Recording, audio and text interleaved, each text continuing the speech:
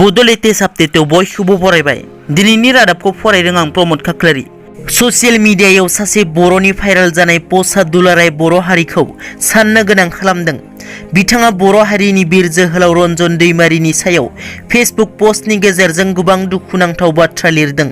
बिथाङा पस्टआव लिरनाय बादिब्ला थांनाय 22 जुलाइ खालार खालि मोनानि समाव मानगोनां रन्जन दैमारिखौ जोबथेसालिनिफ्राय नखरनि सोद्रोमानो एबा बारग' एनडिपिनि रावबो सोद्रोमाफोरनो मिथिहोआलासैनो 10 आसाम पुलिस बेटेलियन काहिलिपारा गुवाहाटीआव दोनखोमा फैदों।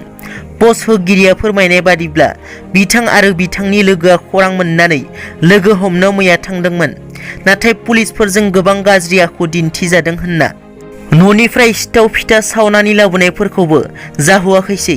बे नुनाय न'आव लाबोनानै बिर जोहोलाव बिथांखौ साबैमारि थिनानै दोनदों आरो गावबो बाहेरनिफ्रायसो रायलायनांदों होनना बिर जोहोलाव बिथाङा पस्ट होगिरि बिथांनि सिगाङाव गोबां दुखु फोरमायदों होनना।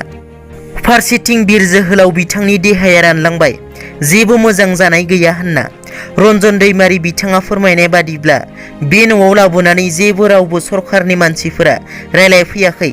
मख'नो गोनांदि आसामनि गिबि मन्त्रि डक्टर हिमन्त बिश्व शर्मा बिथाङा चिरांनि BRPLनि आलासि न'आव रन्जन दैमारि बिथांखौ दोनहैनो नागिरदों होननाबो खौरां मोननाय जादों। जोबथायाव पस्ट होगिरि बिथांनि लिरनाया नोजोर बोथावना। बिथाङा लिरदों दि दिनै रन्जन दैमारि सारा बुंहरदों गासैबो बारग' एनडिपिफोरा ज' जाफिनदो होननानै आरो गासैबो बर' रायजो राजाफोराबो ज' जादो होननानै।